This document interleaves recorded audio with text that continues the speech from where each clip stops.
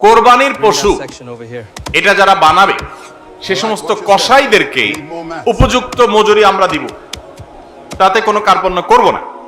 কিন্তু কোরবানির পশুর কোনো গোশত মজুরি হিসাবে দেওয়া যাবে না। কোরবানির পশুর গোশত যদি মজুরি হিসাবে দেন তাহলে সেটা জায়েজ হবে না, আপনার কোরবানি হবে না। কোরবানির পশুর গোশত এটা যে কসাইরা বানায়, সে কসাইদেরকে কোরবানির পশুর গোশত থেকে কিছু দেওয়া যাবে না।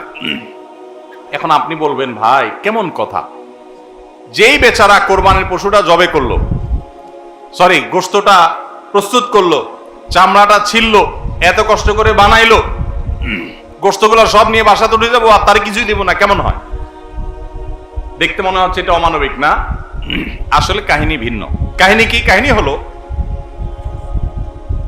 কোরবানির পশু আমরা যখন জবাই করলাম বিসমিল্লাহ আল্লাহু আকবার আল্লাহুম্মা মিনকা ওয়ালাক, এটা যখন জবাই করলাম আল্লাহর নামে, তখন এই পশু আল্লাহর নামে জবে হয়ে গেছে। এটা মূলত যেটা বললাম গরিব দুঃখীকে দেওয়ার কথা, কারণ আমরা যখন যাকাত দেই, সাদেকা দেই, তখন কি ওটা নিজে খাইতে পারি? আর তাহলে কোরবানির গোশত তো খাইতে পারার কথা না, কিন্তু আমরা খাইতে পারতেছি কেন? আল্লাহ তাআলা এই একটা আর্থিক ইবাদত আল্লাহ কবুল করেছেন। আমরা যখন সহিহ নিয়তে যদি করে থাকি আল্লাহ কবুল করে, এরপর বলেন ঠিক আছে তোমাকে দিলাম, তুমি খাও আমার তরফ থেকে, আল্লাহর তরফ থেকে আবার আমি খাই। তো এই কোরবানির গোশত এটা বিক্রি করা জায়েজ আছে না জায়েজ নাই? না জায়েজ। কেন জায়েজ নাই? কারণ এটা তো ওই যে আল্লাহ আমাকে হাদিয়া দিয়েছেন গ্রহণ করার জন্য, আল্লাহর নামে দিয়ে দিয়েছি, এটা আমি বিক্রি করার সুযোগ নাই। এখন কসাইকে যদি আমি গোশত দেই পারিশ্রমিক হিসাবে, তাহলে এটা একরকম বিক্রি করার মতো হয়। কিভাবে? তিনি কষ্ট করেছেন, তাকে তার বিনিময়ে দিলাম, তাহলে বিক্রি করার মতোই হলো। আমি গোশতটা তাকে একটা বিনিময়ে নিয়ে দিলাম, গোশত দিয়ে টাকা নিলাম, বিক্রি করা এটা, এখানে গোশত দিয়ে শ্রম দিলাম, একই জিনিস। এই জন্য এটা জায়েজ নাই। তাহলে কি করবেন? কসাইকে তার ন্যায্য মূল্য দিবেন, একটা গরু বানানোর জন্য যা লাগে তার পুরাটা দিবেন এবং আগে ভাগে এগুলো চুকায় নিবেন।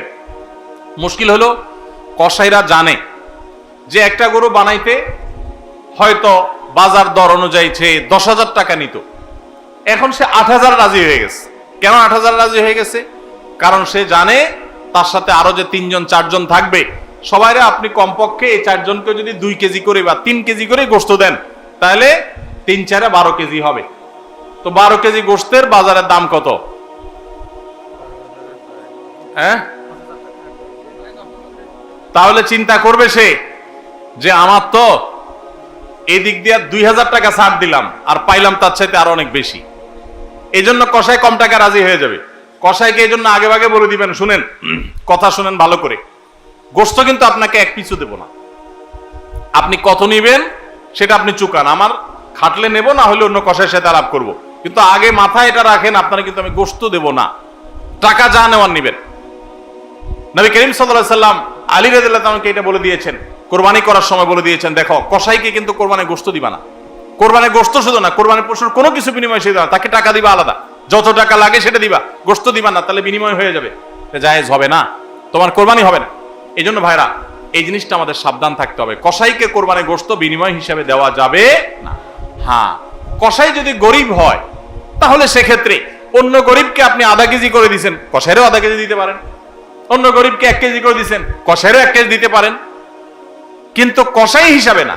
সেটা হলো তিনি যদি কসাইগিরি নাও করতেন তারপরেও আপনি তাকে দিতেন যদ্দুর অদ্দুর দিবেন। এর বেশি যদি আপনি দেন এবং সেটা যদি বিনিময় হিসাবে দেন, তাহলে কি হবে না? জায়েজ হবে না। এই একটা মাসআলা না জানার কারণে আমাদের অনেকের কোরবানি এটা নিয়ে টানাটানি দেখা দেয়।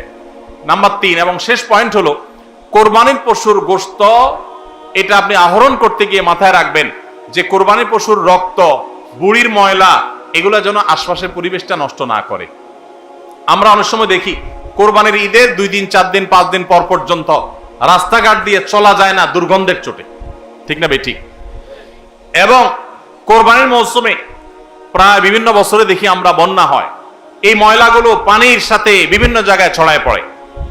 বিশেষ করে আমাদের বাইরে আশেপাশে রাস্তাঘাট দিয়ে পথচারীরা যখন চলে, আপনার কোরবানির পশুর দুর্গন্ধ, এটার ময়লা, রক্ত, এগুলো যদি আশপাশে পরিবেশ নষ্ট করে, মানুষের নাক ধরে, মানুষ অসুস্থ হয়, নানা রকমের রোগ তৈরি হয়, এখান থেকে নানা রকম রোগবালাই ছড়ায় এবং মানুষের কষ্টের কারণ হয়, তাহলে কোরবানি দিয়ে আপনি সওয়াবের পরিবর্তে গুনাহ হওয়ার আশঙ্কা আছে।